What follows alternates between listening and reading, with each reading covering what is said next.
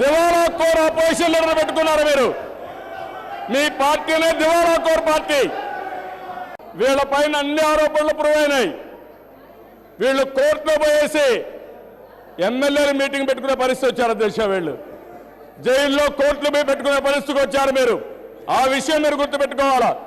మీరు సిగ్గు కూడా లేకుండా వేరే వాళ్ళపైన అవినీతి ఆరోపణలు చేస్తారా? మీరు ఎలాంటి ఎంక్వైరీ ఉండకూడదని 30 సంవత్సరాలుగా నీతి నిజాయితీగా బతికాము కాబట్టి ఎవరో ఏమి చేయలేకపోయారు.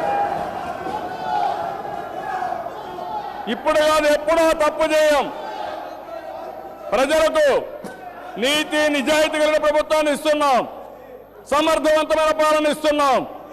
5 సంవత్సరాల్లో మీరు చేసిన పనికి మీ జీవితాంతం శిక్ష పడే పరిస్థితికి వచ్చింది మీకు. ఆ విషయాలు మీరు గుర్తుపెట్టుకోవాలా.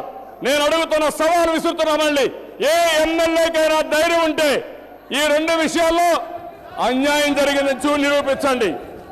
ఒకవేళ అది కాసం కాకపోతే తప్పు చేసిన మీ అపోజిషన్ లీడర్ని తీసేసి మీరెవరిని అపోజిషన్ లీడర్గా తయారుగండి.